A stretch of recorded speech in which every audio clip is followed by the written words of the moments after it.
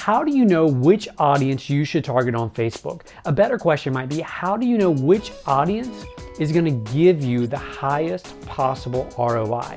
Today I'm going to show you a method, a formula that we've developed that's going to teach you exactly how to determine that. I'm going to show you that in just a second.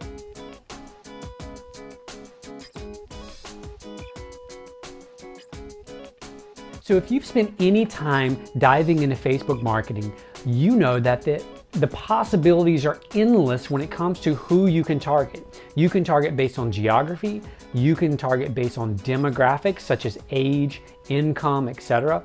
You can target based on behaviors, who is more likely to buy a certain product or service. You can target based on their interests, what magazines, what television shows, what movies they like. Well, how do you know which of those are going to be the most receptive to you and your message? And today I want to walk you through a formula that we developed. It's called the Audience Identifier. So what we're going to do is we're going to go head over to the computer and I'm going to walk you through step by step how you can determine quickly, easily, and effectively which audience is going to give you the highest ROI. So let's go ahead and head over to the computer and let me show you that. So here we are in front of the computer and we've got Power Editor already pulled up. Now, a quick reminder, you want to ensure that you're using the Google Chrome web browser. Without utilizing the Google Chrome web browser, you cannot use Power Editor. So you have to be using that. So when you get into Power Editor, this is what it may look like. Now, if you've been running ads or you've been running boost posts and those types of things, you can click right up here at the top, click download to Power Editor, and that will pull in all the information that you've been running, all the campaigns, all the boost posts that you've been running. Now, what we're going to do is we're going to click over here on Create Campaign.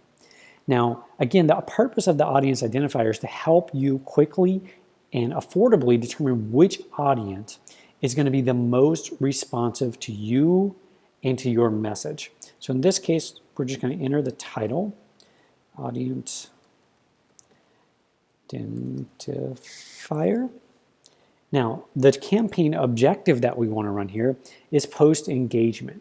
Now, the reason for that is because, again, we want to see which audience is going to engage most in our message, in what we're trying to accomplish here. So post engagement, then I will simply copy that.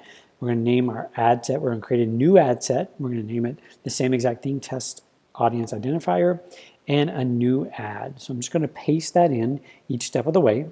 And then when we get those in, we're going to click on Create. So there you go. It automatically defaults us to the Campaign Overview tab. And these three little icons over on the left give you an idea of where you're at and which part of the campaign creation you're in. So the very top one is campaign, and that's the big picture, that's the objective. In other words, what type of campaign are you running? The next one is the ad set, and that is where we're going to make some adjustments, but this is where you determine the audience, the interest, the demographics, the geography, and those types of things. And then the bottom one are the ads. Those are the specific ads that you're actually running. So there you have the overview of campaigns, ad sets, and ads. So here on the Campaigns tab, which is what it defaults to, there's nothing that we want to do at this point. We're just going to leave everything alone here, and we're going to click on Ad Set over here on the left-hand side. Now, when we click on this, the very first thing we want to do is we want to change this from a daily budget to a lifetime budget. And in this case, what I'm going to do is I'm going to set the lifetime budget of this campaign at $10. And the next thing we want to do is go down here to the schedule. And I'm going to set this just for 48 hours roughly. So change that. Let me adjust the time here. So there we go, roughly 48 hours. And again, the time frame doesn't really matter. You don't want to run it for more than, say, 3 or 4 days. And the reason is we want to just get a quick snapshot or a quick glance into which audience is the most receptive or the most responsive to our message. Scroll down a little bit, and we're going to skip over the audience portion for now. We're going to come down here, and we're going to turn off the desktop right column. In all of our testing, we have rarely seen the desktop right column perform well at all. So for this case and for this, this test that we're running, we're going to turn that off. So that's it. That's all the things that we want to adjust on all of that. So the next thing we want to do here under this ad set is click on Edit Audience. Okay, and so this is going to load. Now, for this case, we're going to use our company. We're going to use Ugly Mug Marketing, and let's just say that we want to promote our social media marketing, our social media bootcamp, for example. So we want to promote this to the entire United States. So we're not going to change the geography here at all. We're not going to change the age range, and we're not going to change the language. What we are going to do, though, is under detailed targeting, what we're going to do is we're going to identify or select a few audiences that we believe may be responsive to our message. So the very first one that I'm going to do here is I'm going to type in Entrepreneur Magazine. Because we know that if you're reading Entrepreneur Magazine, then you're obviously involved or engaged in business. And social media nowadays, like it or not, is a big part of business. So what we want to do is we want to try to target people who read that magazine. So you can see that up here, we've got 1.8 million people in the United States that show interest or have liked Entrepreneur Magazine.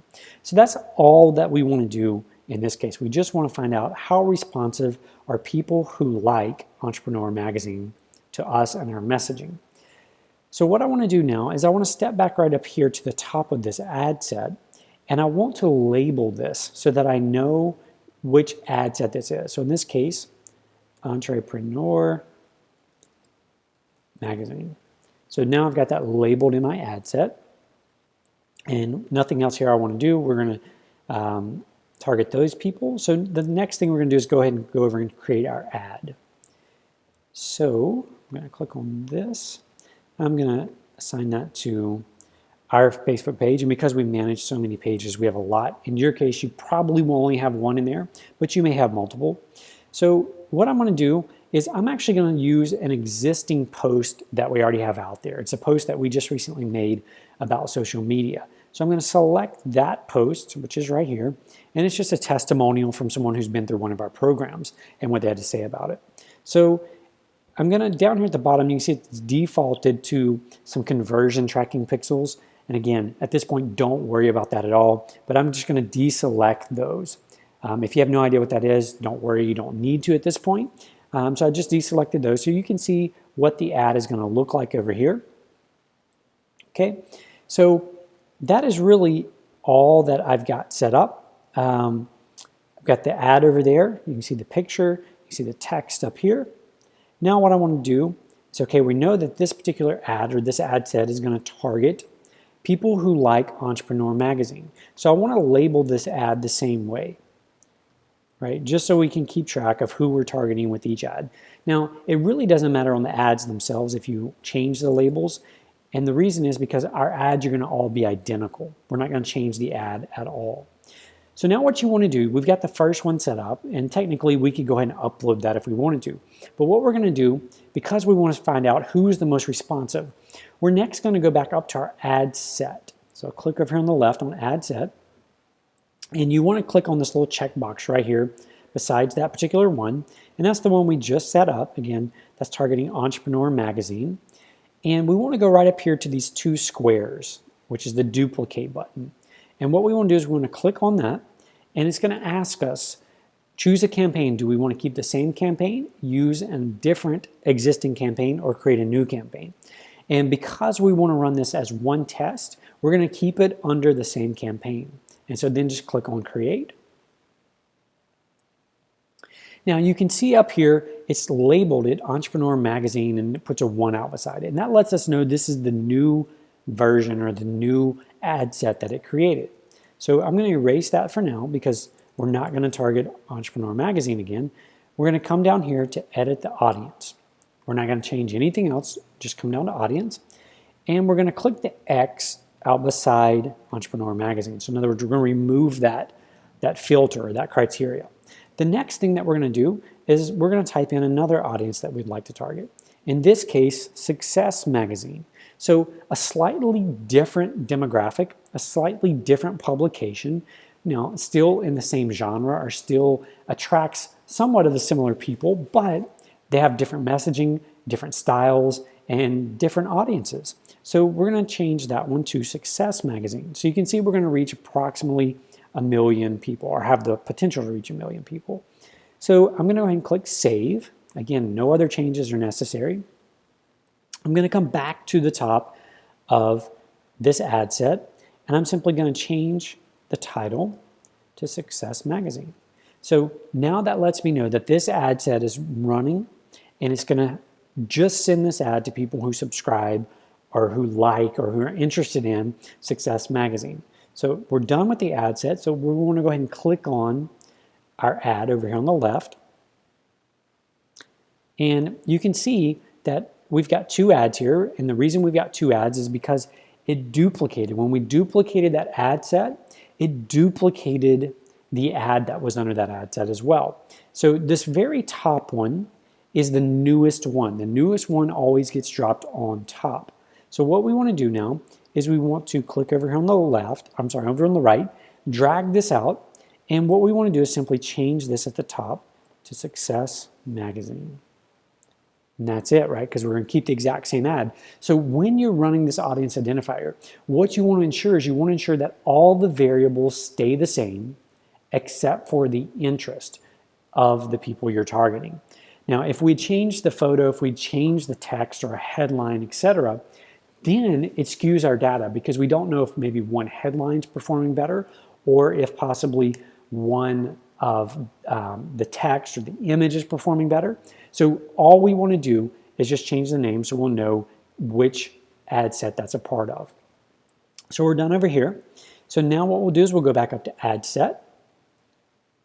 And what we're going to do, we got the top one highlighted, which was the one we just set up for Success Magazine. Again, all we're going to do is click on the 2 squares up here, the duplicate button.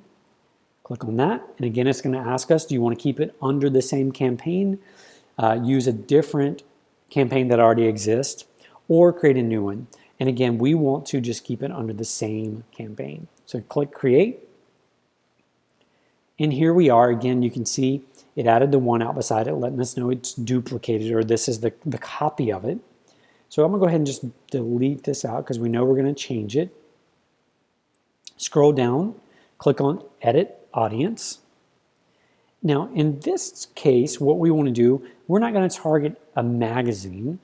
Instead, we're going to target someone that we think our potential audience may like. So because we're targeting people who deal with social media, maybe that our audience likes someone, let's see who we could use here. Maybe they like Amy Porterfield. So if you don't know Amy Porterfield, you see her right there. She's a social media expert. So again, if we're targeting people who we want to be interested in what we do with regard to social media, it may be a good audience to target, right? The people who like her page, that may be a good audience for us to target. Again, you can see in the top that that's going to put us in front of potentially 380,000 people. That's our potential reach. So then I'll go down here, click Save. Now, exactly, you've got to go back to the top, if you remember from the last couple, and we just want to enter in the name of who we're targeting so that it's easy for us to quickly see who it is we're targeting. Okay, so we're all done on the ad set. So again, if you remember, all we'll do now is we'll click over here on the ad.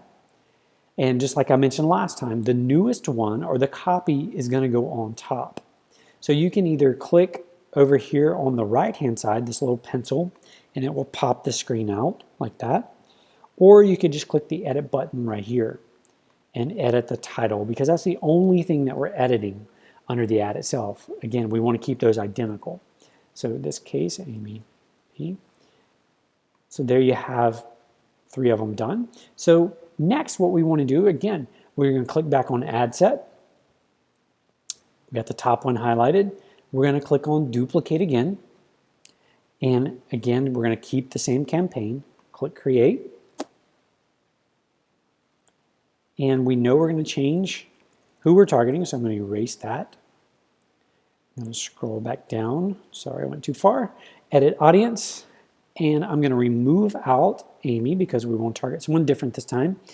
And let's say this time we want to target, maybe we want to try Shark Tank. Let's see if Shark Tank's in there. There it is, Shark Tank. So we want to target people who like and are interested in Shark Tank, right? Makes sense. There are lots of entrepreneurs, business owners who like that. So maybe we want to try targeting them. You can see we'll potentially reach 3.7 million people.